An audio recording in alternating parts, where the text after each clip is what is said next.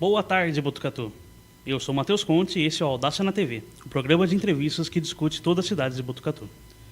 No episódio de hoje, convidamos Pedro Souza, empreendedor e professor de empreendedorismo e recursos humanos e fundador do GEB, Grupo de Empreendedores de Botucatu. Pedro, boa tarde, pode se apresentar? Boa tarde a todos que estão assistindo. Matheus, muito obrigado pela oportunidade. Basicamente, você já me apresentou, né? Eu me dedico à educação já há alguns anos, dentro das disciplinas de empreendedorismo e de recursos humanos. E a gente tem feito um trabalho aí bastante extenso já nos últimos 6 ou 7 anos aqui na cidade, dado em vista que eu não sou daqui, né? Eu sou de São Paulo, estou morando aqui há alguns anos. E, inclusive, um dos frutos desse trabalho com empreendedorismo foi o grupo de empreendedores, que tem por objetivo unir cabeças empreendedoras para discutir melhorias, nos ajudarmos mutuamente na cidade, né? Até porque o empreendedor ele é um ser isolado, um ser solitário, e quanto mais nós estivermos próximos de empreendedores, é melhor para a cultura da cidade. Acho que a gente vai até tocar em alguns assuntos aqui falando sobre a cultura empreendedora. Então, o grupo de empreendedores começou há 4 anos atrás, inclusive agora, dia 13 de janeiro, ele acabou de completar 4 anos, com esse intuito de pessoas se unirem para falarem de problemas da cidade que impactam diretamente nas empresas que nós temos, né? E como é que a gente pode fazer para ter uma cidade mais lucrativa, uma cidade melhor para viver, e que isso impacte também, não só na parte financeira, né? Mas toda uma estrutura empresarial que aqueles membros ali estão sofrendo, estão passando, né?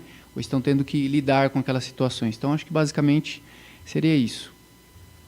E, Pedro, nossa primeira pergunta, nessa semana foi divulgado o ICE, né? O Índice de Cidades Empreendedoras, e várias cidades do interior apareceram pela primeira vez esse índice, Sorocaba, Bauru, por exemplo. Por qual motivo você acredita que o interior está tendo essa força? Olha, podem ser muitos fatores, né? Mas eu acredito que o interior ele é bastante rico. O interior tem muita riqueza, né? É óbvio que o foco muitas vezes fica centralizado ali nas grandes capitais, né? Onde realmente são os polos financeiros, onde gira os negócios, né? Mas o interior ele é bastante rico e eu acredito que dos últimos anos para cá começou-se a dar atenção mais para o interior. Mais estudos direcionados para o PIB, para a movimentação financeira do interior e para os cenários de potencial, né? Então, a gente vive no interior, a gente sabe que no interior a questão do agronegócio ela é bastante forte, né? Não é diferente aqui em Botucatu. Então, eu acredito que agora o holofote virou-se para as cidades do interior, especialmente essas que são bem fortes, né? Como você mencionou, Sorocaba e várias outras que também apareceram, né?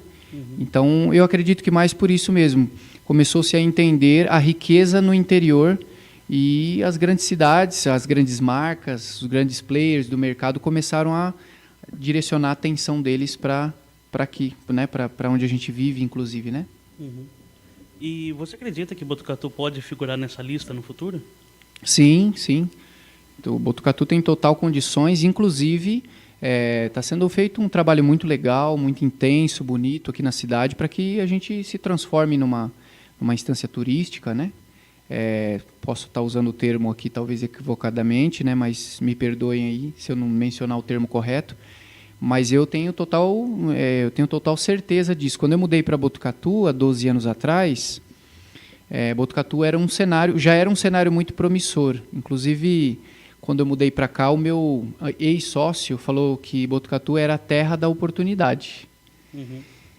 E hoje eu digo para você que ele acertou em cheio. Para mim, boa parte do desenvolvimento meu profissional e também econômico da minha empresa foi desenvolvida aqui na cidade.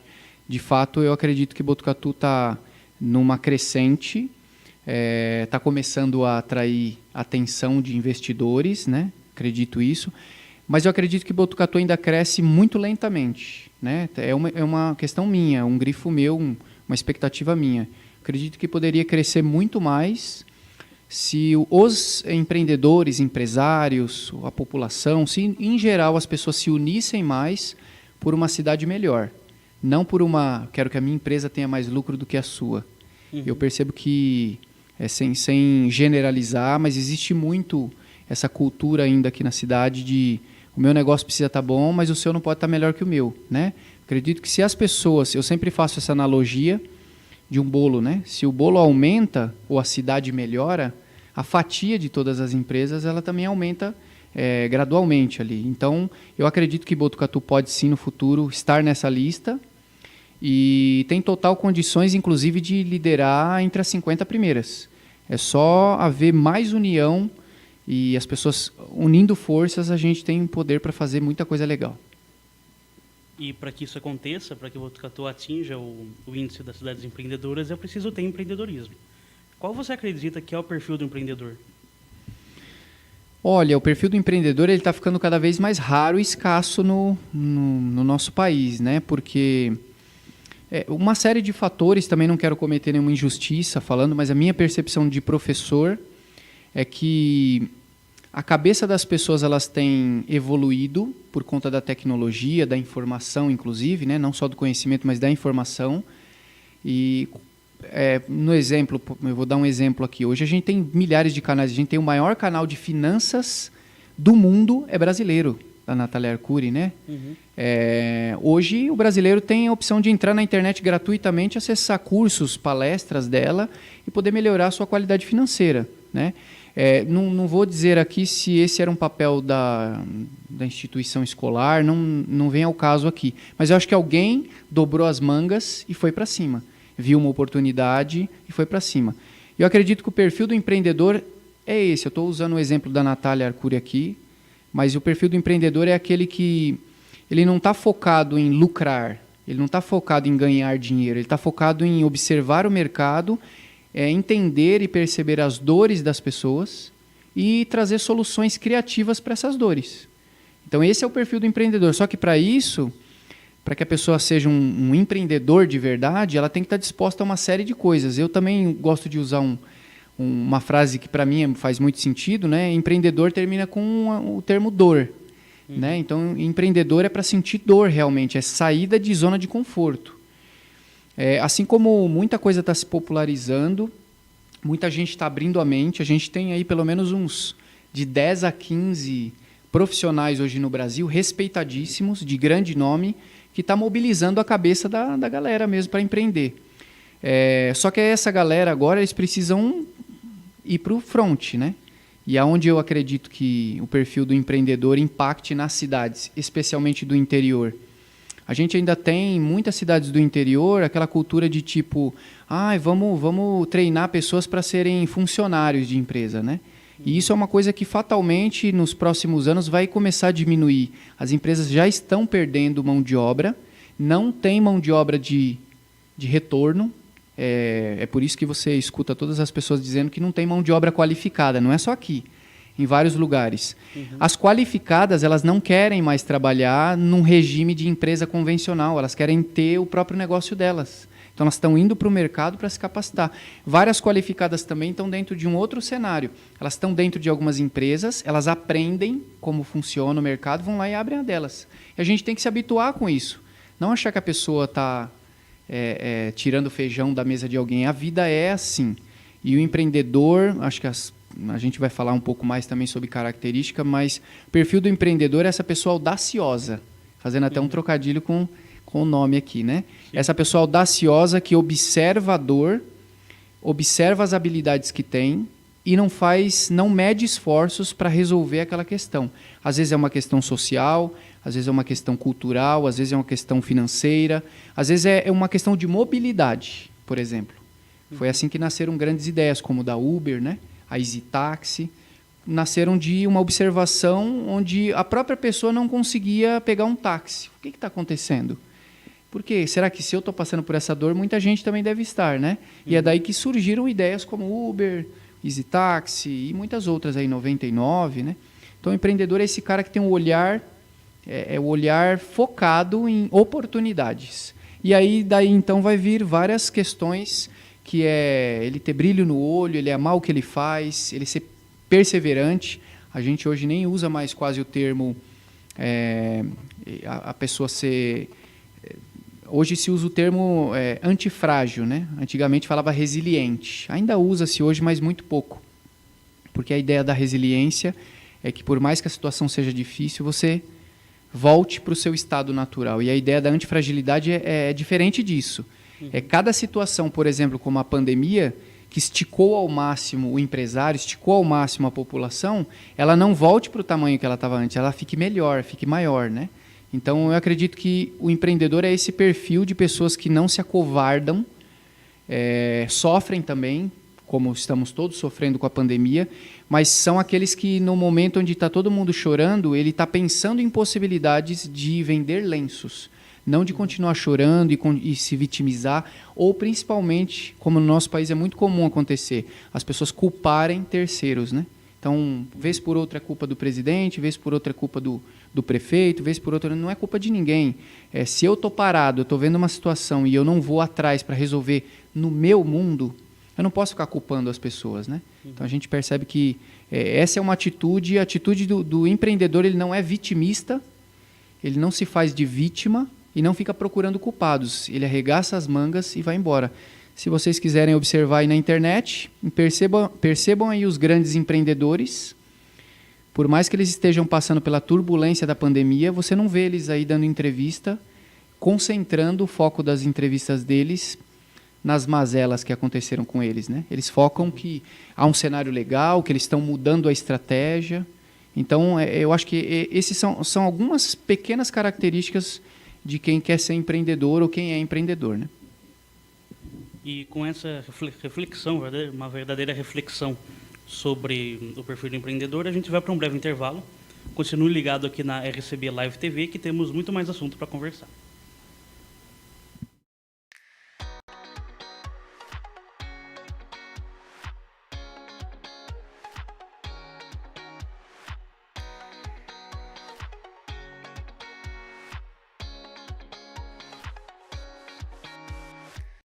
Foram capturados pelos invasores.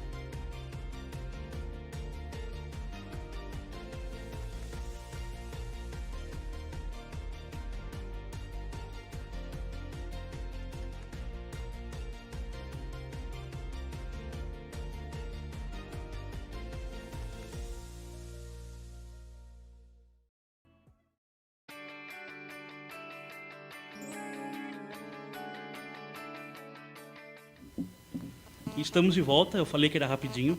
Esse é o Audácia na TV, estamos aqui com o Pedro Souza, que é empreendedor e fundador do Grupo de Empreendedores Botucatu.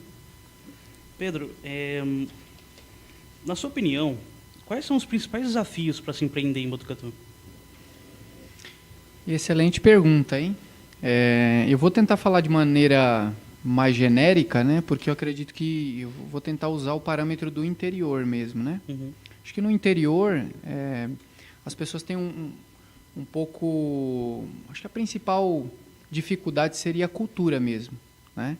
Não vou falar que é só de Botucatu, mas acho que no interior geral, porque eu também faço um trabalho, eu tenho uma empresa de treinamentos corporativos, eu visito várias cidades do interior paulista, capacitando pessoas, profissionais, realizando eventos, né? E eu percebo que é meio generalista, né? Essa visão assim. Várias cidades do interior têm um problema muito parecido. A cultura empreendedora. As pessoas não estimulam a cultura, porque é uma coisa meio enraizada familiar, né? Então, a grande parte das famílias vem daquela estrutura um pouco mais antiga de trabalho, né? De revolução industrial, de trabalhar em fábricas, não que exista algum problema com relação a isso, né? Mas, e aí o que acontece? Cada dia que passa está minguando os trabalhos nesses setores. E aí como é que a gente pode continuar estimulando as pessoas a trabalharem em setores que estão sendo substituídos gradativamente por máquinas, inteligências, né? Então tem novas frentes de negócios e trabalhos surgindo. Então a gente precisa ter esses estímulos para as pessoas. E eu vou ser bem franco, em cidade do interior, por exemplo, nós vivemos aqui numa cidade onde... qual foi o último evento de grande impacto empreendedor que você viu na região? É bem difícil. Porque quando você vai levar uma proposta, por exemplo, para trazer um evento de empreendedorismo para uma cidade do interior, os grandes polos, os grandes profissionais que estão à frente disso, muitos deles não vêem um cenário para fazer um evento, talvez porque a cidade não tenha uma estrutura, não estou dizendo que é o caso aqui da nossa cidade, mas o olhar para o interior é um olhar diferente. As pessoas preferem que o pessoal se desloque do interior para a capital. E aí tem vários impeditivos. Então, eu acredito que o maior desafio daqui, do interior, é as pessoas terem esse interesse de mudar a cultura, de ser mais ferida pela cultura empreendedora, de participar mais de eventos, né? A gente percebe que as pessoas gostam bastante quando tem evento cultural aqui, né? Shows, coisas, propostas que vêm aqui para a cidade. Mas quando você fala, por exemplo, de eventos de empreendedorismo, aqui a gente tem muito poucos, né? Eu tenho um evento anual que eu realizo aqui. Infelizmente, em 2020 não pôde ser realizado, o Make People, né? É um evento que trabalha motivação, inspiração e conexão com o empreendedorismo, né? Então, é um mnemônico aí de palavras, Make. Esse evento tem por objetivo inspirar pessoas a empreenderem. Então, eles vão ouvir cases de pessoas que são empreendedores que nasceram aqui em Botucatu e empreendem pelo mundo. Então, no último evento, por exemplo, nós entrevistamos várias personalidades aqui de Botucatu que não são nem mencionadas aqui, vez por outras, né? Não são mencionadas. Então, eu acredito que esse fomento, não que a cidade não faça, a cidade tem várias frentes de fomento, de empreendedorismo, mas eu acredito que assim, a gente não pode ficar contando com um negócio que vai se mobilizar sozinho. A gente precisa atacar com unhas e dentes. Não estou dizendo que o empreendedorismo é a tábua de salvação, mas a gente precisa de uma sociedade com mentalidade e comportamento empreendedor. Porque o empreendedor ele também pode trabalhar dentro de uma empresa. E quando você tem um empreendedor colaborador de uma empresa, provavelmente é esse que vai fazer carreira dentro de uma empresa, que vai ficar vários anos, que vai passar de funcionário para gerente, para gestor, quiçá CEO de uma empresa, né? Quando a gente não tem a cultura empreendedora, não é que a gente não tem profissionais abrindo empresas, porque empreender não é abrir CNPJ. Ter um CNPJ é um dos processos de ser um empreendedor. Vai ter um momento que você vai precisar modelar seu negócio, vai precisar efetivar ele, vai precisar formalizar. O termo correto é formalizar. E aí, nesse momento, você tem um CNPJ. Mas o empreendedor vai muito além de você ter um CNPJ.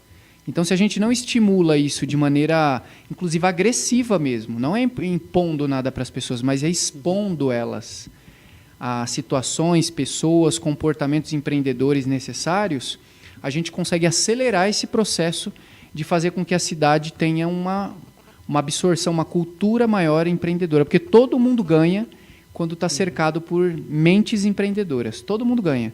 Ganha em criatividade, ganha em velocidade, ganha em execução, ganha em inovação, ganha em ser mais arrojado, arriscar mais, né? O empreendedor tem muito isso na veia dele, né? Então, eu acho que o maior desafio é realmente a cultura, é trabalhar com bastante energia a cultura empreendedora, quer seja em escolas públicas, particulares. Isso já é feito de uma certa maneira aqui na cidade, a gente precisa reconhecer. Há anos atrás não se falava nem empreendedorismo aqui, né? Quando alguém citava esse termo, era um termo muito associado ao Sebrae, né? Mas hoje já se fala, já tem uma disciplina em grades curriculares mesmo, né? De empreendedorismo. Mas veja só, não são todos os cursos que têm a disciplina de empreendedorismo. Então vamos imaginar aqui um curso de psicologia. Querendo ou não, é um profissional que vai precisar ser um empreendedor na área da psicologia. num dado momento Sim. ele vai precisar se vender o passe dele, vender a hora dele, vender o benefício daquele produto, daquele serviço que ele vai prestar. E o empreendedor geralmente está ligado a pessoas que amam, que gostam de vender, que estão dentro desse circuito de vendas. Então, se a gente não tem esse fomento, muitas vezes a gente pode ter numa cidade um monte de pessoas formadas em vários cenários que não sabem para onde caminhar. Então, é por isso que uma das grandes graduações que nós temos no nosso país é a administração, mas não são todos os administradores que são mentores, que são consultores de empresa, talvez porque não tem a veia empreendedora, e talvez eles pudesse ter sido trabalhado isso de maneira mais assertiva neles, né? Não é uma crítica social isso aqui, é um olhar de reflexão. Se nós trabalharmos qualquer que seja o cenário, a veia empreendedora, em um dado momento, aquela profissão, aquele profissional vai ter muito mais condições de atuar no mercado com excelência, porque ele vai ter habilidade empreendedora. Então, qualquer que seja o cenário que pingue na frente dele, ele tem a visão empreendedora. Então, eu acho que esse é o maior desafio, é trabalharmos de maneira fortemente a cultura e, principalmente, uma coisa que é uma dor que eu sinto, é que as frentes educacionais se unam, não se separem, se discriminem, não se segreguem, né? Porque a gente percebe também, não estou falando agora de Botucatu, estou falando no âmbito geral, que as marcas, elas concorrem entre elas. Mas o que a gente não para pensar é que você está concorrendo com alunos de outros lugares, tudo, vocês são inimigos, as instituições de ensino e muitas outras. Elas se tratam como inimigas e, na verdade, quanto maior o fomento na cidade, melhor para a cidade. Se o bolo crescer, a fatia de todo mundo cresce. Então tem muito essa briga ainda por ego, por marca, por dinheiro. E eu acho que tem uma coisa muito mais profunda por trás disso, que é a cultura. Se tem cultura na cidade, tudo vai para frente. Então, é minha opinião, minha modesta opinião. Até por estar no cenário da educação, né? Sim. No próprio curso de jornalismo que eu faço lá na Unesp de Bauru, só depois de 35 anos de curso que foi ter uma disciplina de empreendedorismo, para que os alunos possam criar suas próprias iniciativas de jornalismo e tal. Aí você mesmo percebeu que é uma deficiência do nosso país, né? E a gente não gosta, eu não gosto de fazer comparativo, por exemplo, em sala de aula do nosso país com outro país, porque parece que a gente está toda hora dizendo que o Brasil não é bom nisso. O Brasil é muito bom em muita coisa. O povo brasileiro é o povo mais criativo que tem no mundo, né? Inclusive para meme. Sim. Né? A gente é o povo mais criativo que tem no mundo. Aí, você imagina se esse povo criativo ele tem como matéria de base na escola o empreendedorismo. Você está unindo polos neurais ali de uma pessoa, a criatividade com essa pegada, essa veia empreendedora que tem muito a ver também com valores, crenças, né? Então, se a gente está numa cidade onde a crença é a metalúrgica, e não tem nenhum problema com metalúrgica, mas se a crença é metalúrgica, a minha pergunta é, quais são as metalúrgicas que vão empregar 140 mil habitantes? Não tem esse volume. Então, a gente precisa parar com essa questão de... até para os filhos nossos mesmo, né? Eu tenho 38 anos, eu não tenho filho. Mas eu vejo que muito pai ainda não entendeu que não adianta ele querer que o filho faça uma coisa, estudar algo do passado, né? Tem alguns cursos que estão tão obsoletos que as pessoas estão implorando para que tenham alunos lá. Estão dando bolsas, estão pagando isso, pagando aquilo, porque realmente não faz mais sentido uma pessoa fazer aquele curso. Então precisa ter esse olhar, essa união de frentes e essa batalha para que a cultura da cidade seja empreendedora. Aí sim, Botucatu, nos próximos anos, chega lá nas cabeças desse índice de cidades empreendedoras. E esse índice, inclusive, é formado por 7 pilares, né? Que é ambiente regulatório, ou seja, como que são as regulações daquela cidade, infraestrutura, mercado, o acesso ao capital, inovação, capital humano, que você falou de mão de obra qualificada, e a cultura empreendedora. Qual você acredita que Botucatu mais precisa melhorar para conseguir chegar no ICEA? Sem dúvida, a cultura empreendedora. A cultura, porque a cidade, Botucatu é uma cidade maravilhosa, é uma cidade rica, rica de recursos, rica financeiramente. Nós temos uma cidade segura para se viver. Podemos dizer isso, independente dos últimos acontecimentos, né? Isso eu acho que é normal. Onde tem ser humano é normal acontecer catástrofes e coisas, né? E aqui já fica o meu elogio para todas as frentes na cidade que lutaram para que a cidade passasse por esses momentos de difíceis, né? E de dificuldades. Mas eu acredito que a cultura seria algo que Botucatu precisaria, nos próximos anos, se concentrar em trabalhar. E eu vou bem a fundo.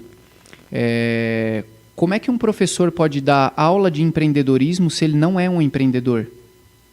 Isso sim é uma crítica social.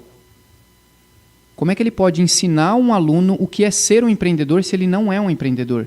Ele acabou de se formar e ele vai para uma sala de aula dar aulas e ele não é um empreendedor. Ele não tem funcionário registrado, ele não tem um comércio, ele não tem uma empresa, ele não tem uma estrutura que ele possa dizer assim, isso aqui também tem experiência própria de quem está com a mão no cimento lá, a mão na massa, né? Então a gente precisa pensar melhor nos professores, não ficar só cobrando de professores que eles tenham as maiores titulações do planeta. Mas hoje a gente pega, por exemplo, produtos como o meusucesso.com, que tem milhares de brasileiros assinando, vários outros projetos aí do Flávio Augusto e de vários outros empreendedores, eles não ficam massificando graduação nas pessoas, eles não ficam batendo em cima disso. E eu não estou desestimulando ninguém a graduar. Eu acho que a graduação ela é importante até um dado momento, ela é muito importante num dado momento, e eu acho que quem tem que decidir isso são as famílias. Se o filho vai fazer uma graduação ou não. Não cabe a eu, como professor, dizer você tem que fazer. Se você não fizer uma graduação, você vai padecer no mercado. Como é que eu posso dizer isso se vários empreendedores mundiais que essa geração atual hoje, os millennials, seguem, não têm graduação e construíram coisas fabulosas? Como é que a gente pode argumentar com relação a um cenário como esse? Então, acho que antes de nós concentrarmos a nossa energia para falar de graduações, a gente precisa concentrar nossa energia para falar de cultura.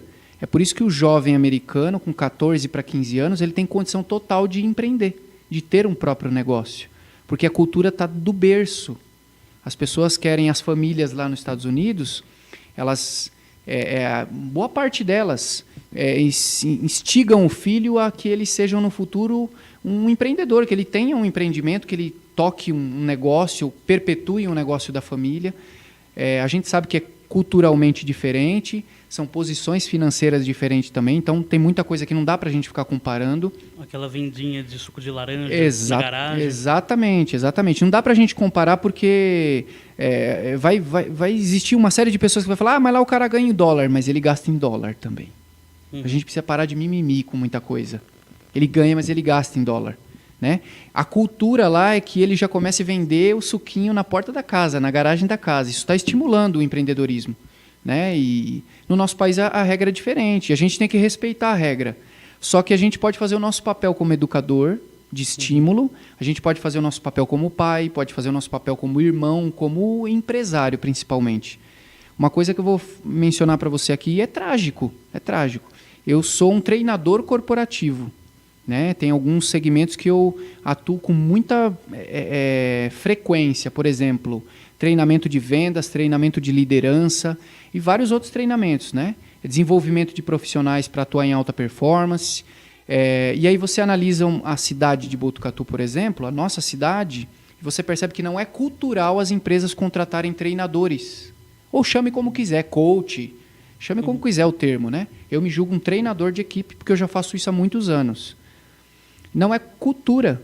Hoje, quando uma empresa entra em contato comigo, por exemplo, com minha secretária, para ver um orçamento de treinamento, ele não está disposto a investir nas pessoas. Ele fala, ele tem, e eu não estou generalizando, né? Em alguns casos, eu queria só uma palestrinha. Isso não é implementar a cultura empreendedora. Né? Quantas empresas? São pouquíssimas empresas. 93% dos meus atendimentos são em São Paulo, Sorocaba, Jundiaí, Campinas e Itu. Então eu atendo pouquíssimas empresas aqui. Até elogio, quando eu vou começar a dar treinamento aqui nas empresas, elogio porque é raro alguém da cidade contratar o trabalho de um profissional de treinamento. Só que cobrar o profissional, muita gente vai querer cobrar, né? Então como é que a gente pode cobrar, exigir algumas características dos profissionais que trabalham para nós, se a gente não está disposto a investir neles? E esse medo de investir nas pessoas é justamente porque a gente vive nesse momento onde eu invisto em você, daqui 6 meses você vai para outra empresa gastar o que eu investi em você. Mas qual o problema? Ah, mas é porque não está saindo do seu bolso. Talvez alguém vai dizer isso, não está saindo do seu bolso. Mas entenda que quando a gente investe em pessoas, a gente nunca está perdendo. E não é só investir em treinamento para as pessoas, não é só investir, é dar acompanhamento, dar suporte para elas.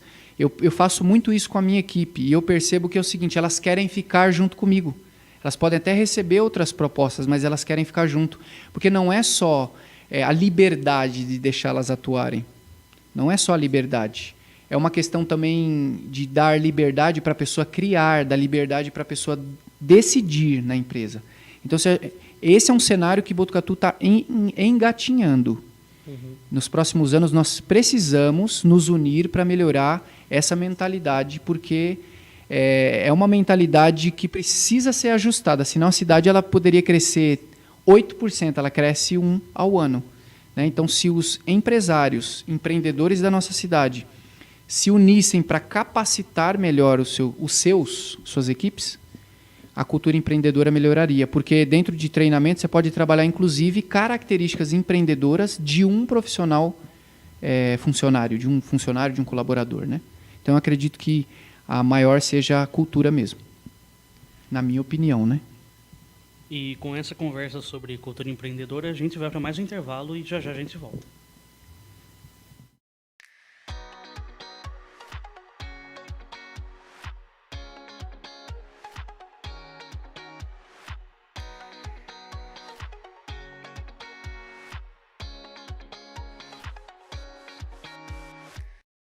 Foram capturados pelos invasores.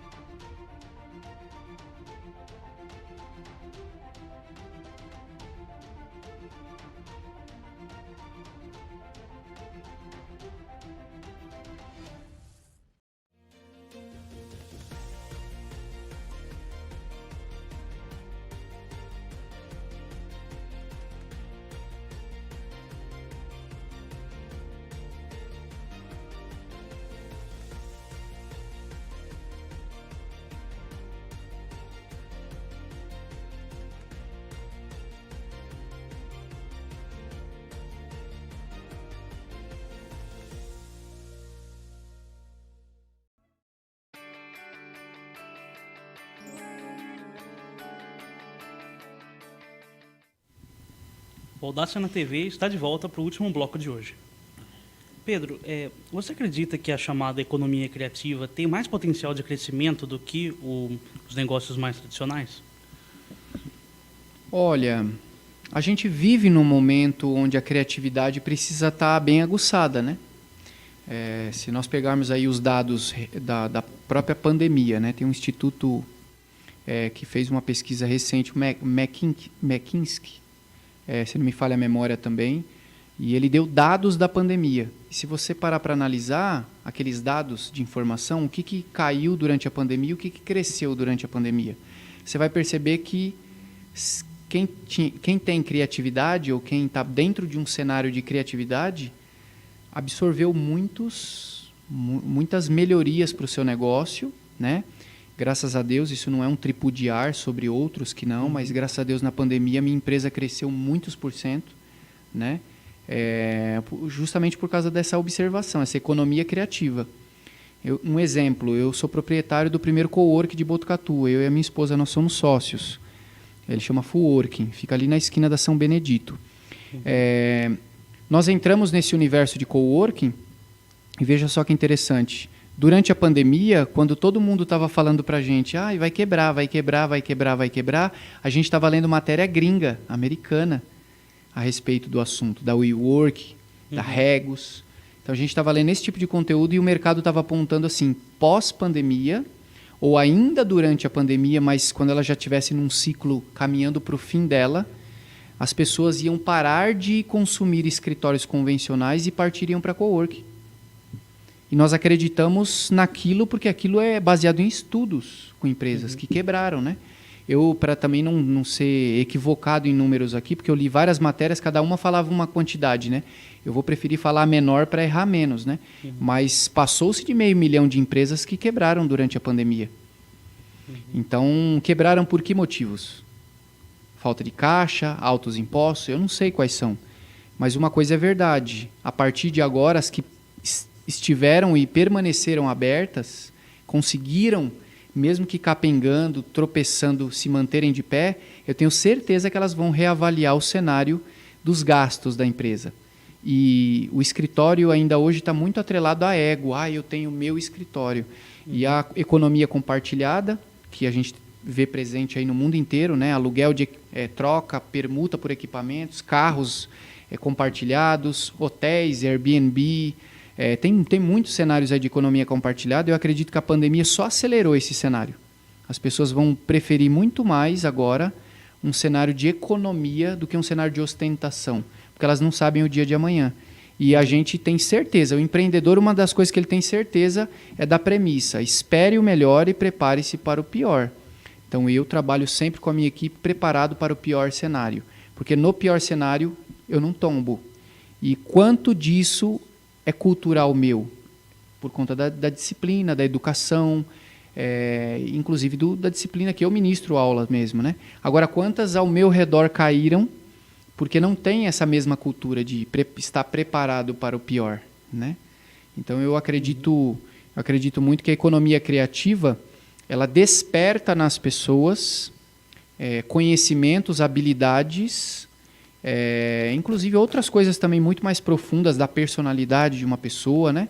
Ela desperta nas pessoas coisas que elas nem imaginam que poderiam fazer, né? Então, quando você trabalha, um exemplo, dentro de um coworking, ou dentro dessa sala aqui mesmo, que é cheia de cores, a gente aqui tem um conforto visual, por causa das cores. As cores acalentam, as cores têm uma psicologia em cada cor, né?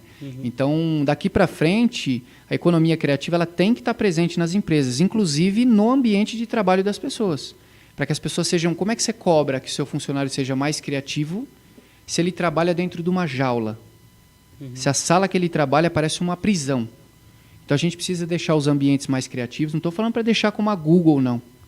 Com elevador, piscina de bolinha, nada disso, né? Até porque lá existe um contexto para que isso exista, né? Aqui talvez não seja um contexto assim. Mas facilitar a criatividade das pessoas. Ambiente, produtos. Eu acho que a economia criativa ela tem sim uma expressividade maior do que os ramos tradicionais, tirando alguns tradicionais que são realmente de grande impacto, né? Então a gente percebe que ainda a agricultura tradicional ela tem uma força muito expressiva, a pecuária ela tem uma força muito expressiva.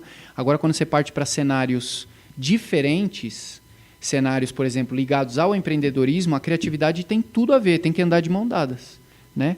Não dá para ser empreendedor com cabeça tradicional. Tem até uma máxima que eu gosto de falar em sala de aula para os alunos, que é referente à própria mentalidade das pessoas mesmo, né? Não adianta o que você mais vê as pessoas falando assim, tem que pensar fora da caixa. Eu conheço um monte de gente que pensa fora da caixa. Conheço. Mas a pessoa está com os dois pés dentro da caixa. Ela pensa fora, a cabeça está fora da caixa. Mas na hora de tomar atitude, a pessoa está dentro da caixa. A cabeça está fora, mas o corpo está dentro. Então, se você quer empreender, tem que tirar o corpo e a cabeça de dentro da caixa. O que é a caixa? É o tradicional. Então, olhar para as coisas e achar que elas são sempre assim, tem que ser assim, nasceram assim, vão morrer assim, é tradicionalismo demais para o momento em que a gente vive hoje. A gente precisa pensar de maneira criativa. Então, acredito que a criatividade, essa economia criativa, ela tem muita expressividade nos dias atuais. E mesmo os setores mais tradicionais, como que você falou, né, agricultura, indústria, também tem muita tecnologia e muita inovação envolvida, né? Tem. Hoje em dia tem muito... inclusive, estava até vendo um vídeo de uma colheitadeira que custa, acho que R$2 milhões, que faz tudo sozinho praticamente. Sim. Mesmo nos setores mais tradicionais tem uma uma inovação envolvida, né? Tem, com certeza. Talvez não é na mesma quantidade, periodicidade ou frequência que em outros setores, mas existem sim. Eu acredito que a gente precisa observar, a educação ela tem que ser pautada no futuro, não no passado. Tudo que é pautado no passado tende a dar errado, né? Então, se a gente está aprendendo hoje em sala de aula alguns conteúdos que não se usará, a gente está perdendo o tempo valioso de vida das pessoas. Então, a gente precisa repensar isso. E como é que você repensa isso? Repensando nos profissionais que estão dentro. A expressividade deste professor não é simplesmente fazer uma graduação e falar, sou professor agora. Não é isso. O quão transformador aquele professor pode pegar aquele conteúdo e transformar a mente de um aluno. Essa é a minha meta como educador. É transformar a mente do aluno, não mudar a mente do aluno, porque tudo que é mudado, ele volta, na hora que você passa por um grande problema, você volta ao natural. É transformar, fazer o aluno ficar incomodado com aquele conteúdo, fazer o aluno fazer conta e perceber que o cenário é outro. Ele não pode mais trabalhar com aquela mentalidade. Na minha empresa, por exemplo, a gente não tem emprego para ninguém, mas a gente tem trabalho para quem quiser. Então, toda pessoa que entra e fala assim, eu estou precisando de uma coisa registrada mesmo, eu não tenho vaga de emprego. Porque eu não vou colocar dentro da minha estrutura uma pessoa que quer simplesmente pagar a conta. Só que quando uma pessoa traz um assunto como esse, o que eu faço na sequência? Eu não abandono essa pessoa. Eu presto de alguma maneira alguma ajuda para ela para mudar, transformar a mente dela para que ela pare de pensar daquele jeito. Porque vai chegar um dado momento que as pessoas vão ter muito trabalho, mas emprego elas não vão ter. Então, se eu fico pautando a minha vida e a vida dos profissionais da minha cidade está pautada em carteira registrada em emprego, e eu não tenho nada contra, mas eu acho que hoje já isso está ficando em desuso, né? O Geraldo Rufino, recentemente, assistindo uma live dele, né? Uma pessoa mega expressiva aí na cena empreendedora, né? Ele falou a respeito disso. Se você tem funcionários dentro da sua empresa que trabalha com a CLT debaixo do sovaco, você não tem time.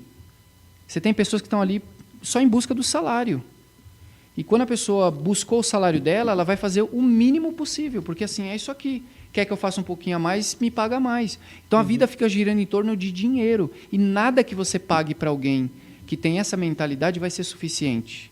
Nada que você pague. Então quando você instiga a pessoa a ser empreendedora, você tira o foco dela do dinheiro, você coloca o foco dela em ser merecedor e fazer muito para que você tenha. O dinheiro ele é consequência de uma boa atuação, de um bom trabalho, né? Então, essa cultura a gente precisa melhorar muito, não só aqui em Botucatu, mas especialmente nas cidades do interior. Eu estive recentemente na capital, em São Paulo, e conversando com alguns parceiros que têm empresas, que têm profissionais. As empresas já entenderam que precisa mudar. Alguns já estão até fazendo mudanças abruptas dentro de empresas, outras não, outras estão fazendo a passinhos, mas o que a gente não pode é estar parado, a gente não pode ficar observando o mercado, resmungando, né? Tem uma iniciativa que nós temos, que é Grupo de Empreendedores Trainee, aproveitando até que a gente falou do Grupo de Empreendedores de Botucatu, o Grupo de Empreendedores Trainee é justamente porque de tanto eu ouvir reclamação que não tem profissional capacitado na cidade, eu falei, durante a pandemia, eu vou criar um projeto 100% online para capacitar pessoas para o mercado empreendedor da cidade. Então, ao invés da gente ficar reclamando, falando que não tem, o que você que reclama está fazendo para que esse cenário mude? Mas eu não vou conseguir mudar o mundo. Mas se eu fizer, você fizer e mais 10 fizermos, a gente já tem uma cota de pessoas ajudadas aí, que é melhor do que zero, né? E ainda sobre essa mobilização, né, que você falou, qual o principal conselho que você dá para quem quer empreender aqui em Botucatu? Principal conselho, é duro filtrar num conselho único, né? Mas eu acredito que olhe para o futuro. Olhe para o futuro. Como é que você pode olhar para o futuro? Leia, não seja ignorante. Não deixe que as pessoas digam para você que é essa verdade e que você tem que acatar essa verdade para o resto da vida. Porque foi assim comigo. Eu vivi parte da minha vida, eu me tornei um empreendedor dos meus negócios, já está quase há 10 anos, chegando aos 10 anos, e eu tenho 38 anos de idade, praticamente até os 28, 29 anos de idade, eu acreditava no que tinham contado para mim, na história que tinham contado para mim. E eu tinha um baita potencial, hoje eu tenho vários negócios, participo de várias iniciativas, E aí, às vezes eu paro, assim, quando eu estou tomando um banho, quando eu estou em casa, no momento relax, eu penso assim, quantos anos da minha vida eu desperdicei porque disseram para mim que eu tinha que ficar dentro de uma gaiola? Então, o maior conselho que eu dou para as pessoas é leia, não seja ignorante nos assuntos. Não estou falando para você ler sobre política. Eu estou falando para você ler sobre... tem vários livros que você pode ler. Um que eu recomendo, que eu li tem uns 6 meses atrás. Já era um livro que eu tinha ganho de um amigo e estava na sequência de livros que eu leio. Eu sempre leio, ao longo de um ano, 4, 5 livros, né? E aí eu faço resenha deles e transformo aquele conteúdo na prática, que eu acho que esse é o objetivo da gente ler, né? Leu, mentalizou, botar para action, né? Senão tem gente aí que lê 50 livros e não faz nada com a informação que tem. Aí fica obeso mentalmente. Né? Só tem informação na cabeça e não faz nada com a informação que tem. Então, essa é a principal recomendação que eu dou para as pessoas. Observe o mercado, leia e não pare de estudar nunca. A educação nunca acaba. Quando você ouve alguém falando, eu terminei os estudos, aquela pessoa está extremamente equivocada. Os estudos nunca terminam. Você pode ter terminado aquela graduação. A escola convencional, o 2º grau. Mas você vai ter que dar o próximo passo. É uma decisão pessoal, a continuidade dos estudos, mas eu acho que hoje, quando a gente fica 1, 2 anos, para mim é surreal ficar 2 anos sem se atualizar. Né? Eu e a minha equipe, a gente se atualiza semanalmente. Eu não sei se vocês sabem, mas acabou de surgir uma rede social entre as pessoas que pretende fazer uma revolução. E a gente ficou sabendo disso antes, é só para convidados essa rede social. Os grandes players do mercado estão dentro dela, é uma rede social só de voz. Né? Inclusive eu entrei faz poucos dias nelas, a um convite. Então você tem que estar antenado, não só usar a internet para meme, para esse tipo de coisa. Leia livros. Eu estou lendo um que chama... Eu terminei de ler esse, eu estou lendo um outro agora. Eu li um que chama Pense Simples. É a história do Gustavo Caetano, que é o empreendedor da Sambatec, né? Que desenvolveu aqueles joguinhos que lá atrás a gente tinha no celular e vinha com as operadoras de telefonia. Né? Então, é um livro que me ajudou bastante a ver que, assim, cada dia mais a gente tem que pensar simples. Simples. Então, o conselho é que você pense simples. Como é que é pensar simples? Só observa o mercado. Para onde o mercado está indo? Ele está indo para frente ou está indo para trás? Ele está ficando mais tecnológico ou menos tecnológico? Ele está ficando mais agressivo ou menos agressivo? Mais competitivo ou menos competitivo? Se você observar o mercado, você com certeza vai saber a melhor estratégia para atuar no mercado naquele momento. Se a gente fica olhando para o passado, mas antigamente, cara, antigamente não funciona mais. Em alguns cenários até funciona, mas já está quase caindo em desuso. Então, o conselho é olhar para frente, ler livros, estudar e, principalmente, gente, recentemente eu li uma matéria da Forbes que falava que 2 coisas que são imprescindíveis nos próximos 3 a 5 anos, 2021, 22, 23, 24 e 25. Quem não estiver fazendo network, quer participar de grupos que tenham a mesma vibe que a sua, né? Então, se você é empreendedor, não adianta você não estar com empreendedores, você tem que estar com o empreendedor, porque aves da mesma plumagem voam juntas. Então, você quer empreender, ande com o empreendedor. Né? Eu vi um meme na internet dizendo, se você quer ter uma Hand Rover, você não vai pedir conselho para quem tem um Palio, não desmerecendo ninguém. Mas o cara que tem um Palio não sabe te dizer como ter uma Hand Rover, porque ele ainda não chegou lá. Você tem que perguntar para quem chegou, tem que observar quem está fazendo. Esse cara tem condição de te ajudar. Então, na hora que você estiver lendo, absorvendo, vendo vídeos, estudando, filtra só um detalhe na sua cabeça, para você não ficar com muita informação porcariada na mente. Eleja os seus curadores. Cuidado de quem você está ouvindo dica. Escute dica de quem já realizou, quem está realizando, quem tem histórico. Porque o que tem mais na internet são pessoas ensinando fórmulas mágicas, enganando muita gente, né? Às vezes até entrega, mas o que está ali por trás não é nenhuma questão de entrega de conteúdo, é uma questão de venda massificada de um produto, onde o cara faz um lançamento, ele fica rico do dia para a noite, porque 2.000, 3.000 pessoas compram um produto num ticket alto, e aí o cara fica um ano inteiro sem trabalhar, preparando um próximo lançamento. Quando você vai consumir o conteúdo dele, não é um conteúdo tão rico. Então, eleja seus curadores, né? Escolha aí quem são os players do mercado que você vai ouvir daqui para frente. É o João Apolinário? É o Flávio Augusto? É o Pedro Souza? É o Caio Carneiro? Na minha cidade é o Pedro, na minha cidade é o Pedro e o fulano de tal, na minha cidade é o Pedro e o Rafael. Olha, em São Paulo é tal e tal pessoa. Eleja esses curadores, porque aí você vê o que esses curadores estão fazendo e estão lendo, porque ele já passa tudo filtrado para você. Você não precisa ficar se preocupando se aquilo é fake news ou não, né? Então, acho que é o conselho que eu deixo aí. Estude, não pare nunca de estudar, só que também estude cenários de conteúdos bons e de pessoas que já fizeram a curadoria daquele conteúdo. E com essa verdadeira prestação de serviço, a gente encerra mais esse Audácia na TV, o programa que discute Botucatu. Muito obrigado pela participação, Pedro, pode se despedir. Muito obrigado. Eu que agradeço, Matheus, pela excelente condução, a todos que vão assistir, estão assistindo. Para mim é um prazer, sempre que sou convidado para falar sobre educação, fico muito feliz e nunca nego o convite quando o assunto é educação, porque a educação corre nas minhas veias, né? Fique à vontade também para, eu não sei se eu posso fazer um merchan para seguir. Eu estou nas redes sociais, se você quiser saber um pouco mais, porque aqui é uma entrevista curta, né? Mas se você é MEI, se você é um profissional que está perdido no mercado, se você tem boas ideias e não sabe como fazer suas ideias decolarem, eu posso te ajudar. Se você já tem uma ideia sendo executada, mas essa ideia ainda não está formalizada, não está bem formatada, não tem estratégia, eu posso te ajudar. Se você já está no mercado, ganha um certo salário ali com o teu negócio, mas você sabe que a empresa precisa de mais, ela precisa de mais tração, eu também posso te ajudar.